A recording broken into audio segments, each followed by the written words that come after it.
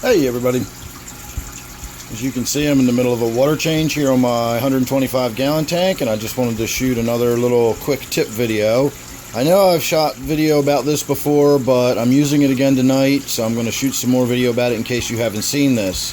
This is my super fancy high-tech tank scraper. I usually don't scrape the tanks at all. I usually just use the batting, the same material I use in my filters, and I use it to wipe down the glass. This tank, however, has that green spot algae in it, and it's just really difficult to get out. So you put a razor blade in a little wooden dowel. I actually just use a hacksaw, and the hacksaw cuts a notch just the right thickness for the edge of the blade to go in there. You wedge it in at just enough of an angle that you can scrape downward on the glass and get a nice clean scrape where the edge of the blade is touching the glass and not the wood. And then you can simply go up and down and scrape without having to put the stress on your tips of your fingers holding the edge of the blade in and out of the tank, so on and so forth. It's kind of a pain in the butt. Now, I will also mention, as I always do, be very careful with the substrate. A lot of people think that the razor blade itself will scratch your glass, but it won't.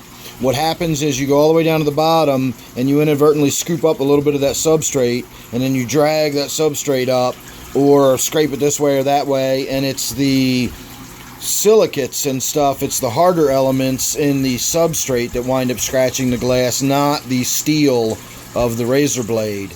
A standard razor blade like this, assuming it's not carbon steel or something like that, just a standard steel razor blade won't scratch your glass. It's actually the substrate down there that gets caught in the razor blade as you're dragging it up, and that's what scratches your glass. So be careful on that, but that's a nice, inexpensive alternative to buying some scraper for your tank. And you can get a pack of these razor blades. I think I got 100 of them for $8. I use them once and then I dispose of them in a safety container. You don't want to just throw a razor blade in your trash can. Remember, somebody else has to handle that trash after you throw it away.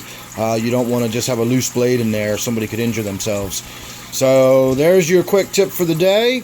Make sure you're subscribed, that way you won't miss anything else I got coming up. Don't forget, this one here is my 125 gallon tank. Thanks again for watching this one, and I'll see you real soon in the next one.